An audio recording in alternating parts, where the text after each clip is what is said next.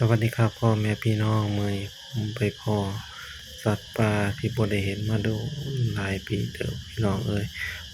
บังเอิญไปถ่ายไปพ้อไปเห็นเพิ่นอยู่สวนก็เลยถ่ายคลิปมาฝากพ่อแม่พี่น้อง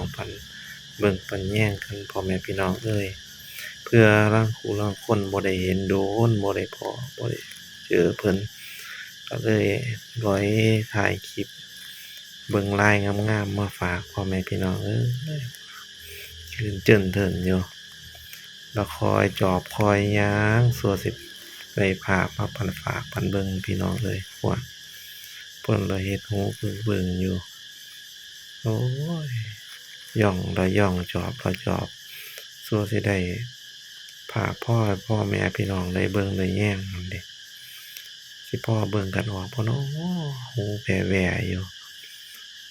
ย่างแพงไปไกลเพิ่นก็แฮงหมอกย้านตาเราเห็นเพิ่นเด้นี่เท่านั้นน่ะหน้าน้อยๆหูแผ่แหว่อยู่ข้างเงาอยู่คาพี่น้องเอ้ยลายลัดฟ้าอยู่พี่น้องเอ้ยหน้าแผ่แหว่อยู่พุ่นน่ะอยู่ข้างเงาอยู่คาน่ะเคยเห็นบ่พี่น้องเอ้ยเห็นเสียคือบ่ได้พ้อบ่ได้เห็นเพิ่นโดนเพิ่นละมาเยี่ยมมาชมอยู่สวนไปกรีดยางพี่น้องก็เลยแอบถ่ายมาเบิ่งจักสิพ้อเบิ่งกันออกบ่ผู้นี้ไปไกลเพิ่นหลายเพิ่นก็แฮ่งย้านแฮ่งตื่นอยู่เดี๋ยวนี้ย่องก็ย่องจอบก็จอบสั่วสิได้ภาพมาถ่ายบ่ถ่ายยามคืนจักสิเห็นสัตว์ส่ำบ่บุนี่นะ